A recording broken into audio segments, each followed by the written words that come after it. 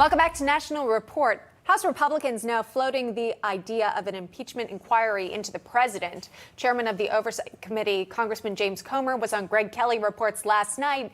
He responded to whether or not President Biden might face impeachment. Well, I know how I would vote, but again, that's a decision for Speaker McCarthy. But I'll tell you this, right before I came on the show, Speaker McCarthy called me and I gave him a rundown of what was said today, and we talked about steps moving forward. So, stay tuned. Well, Tudor Dixon is the host of the Tudor Dixon podcast, and T.W. Shannon is the former Speaker of the Oklahoma House of Representatives. They both join us live. Thank you both. We appreciate that. So a lot to talk about here. You can get to the impeachment inquiry, Devin Archer's testimony, or at least what we know about it.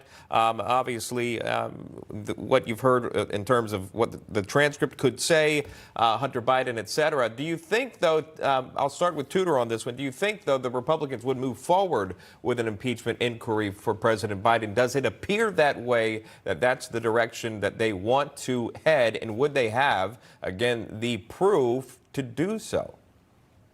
Well, I think they have the proof to do that. It is a political calculation, I believe, at this point, because do you want to suddenly have this hanging over the 2024 election? Because our opportunity is to get Joe Biden out of office completely and say goodbye to him. That allows people in their districts to focus on the issues that are important and not be dragged to the right by folks who might be saying, we need to go further, we need to go further, we need to go further. We need to win in 24, and we need to say goodbye to the Biden family. And if there's an investigation after that, I think that's the appropriate way to go.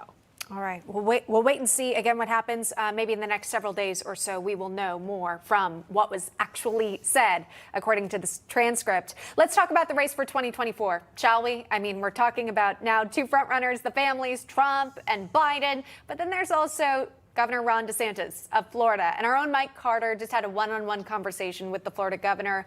He says his low national poll numbers are not reflective of what voters really think. Take a listen. You make a good point. This is not a national primary, so people will do a national poll, but we don't vote nationally in Republican primary. You do Iowa, then New Hampshire, and then South Carolina. So we're on the ground focusing on those voters, and you're exactly right. Those early states, it's much tighter. It's a competitive race. And so I think what we have to do is, most of these Republicans, they know I'm governor. They know we've done a good job in Florida. They're happy with seeing Florida do well, but they don't know a lot about my biography, being a Navy veteran, an Iraq veteran. They don't necessarily know about me being a father with 3 young kids, and they don't necessarily know about all the accomplishments we've had in Florida.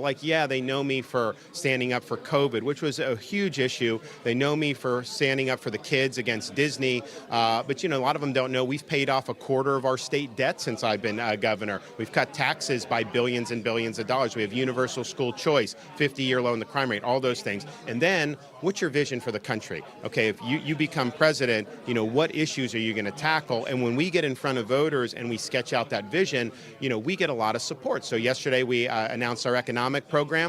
I had a number of guys come up to me saying, you won me over. Thanks. So you just got to do that. And New Hampshire voters and Iowa voters, they want to kick the tires. They want to see you. They want you to have to earn their vote. You are not entitled to be nominated. You're not entitled to votes. You've got to earn them, and we're going to earn them. And so we've been in. All right. So he's talking about all these early primary states, maybe alluding to also swing states, TW, where people might like what they saw in Florida and it could resonate in maybe Georgia or Arizona. What do you think of the governor's argument now that you might not see it in the national polls, but get him in state by state, he could do okay? Well, there's no question that Ron DeSantis, has a great record to run on as a successful governor of Florida.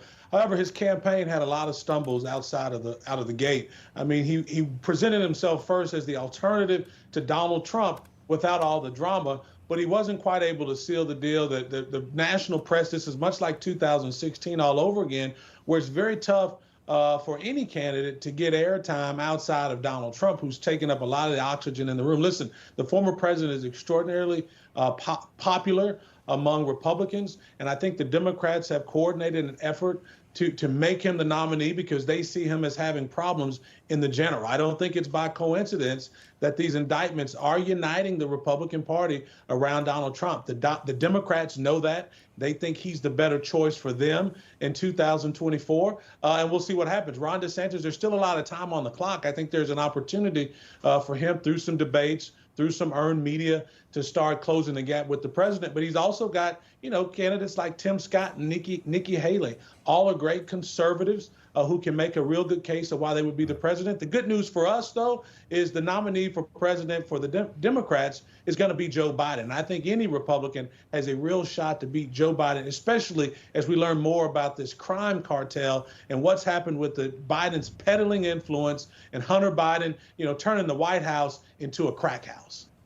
GOP continues to investigate that. We appreciate the time. T.W. Shannon and Tudor Dixon joining us live. Thank you very much. Thanks, Sean. Thank you. Got it.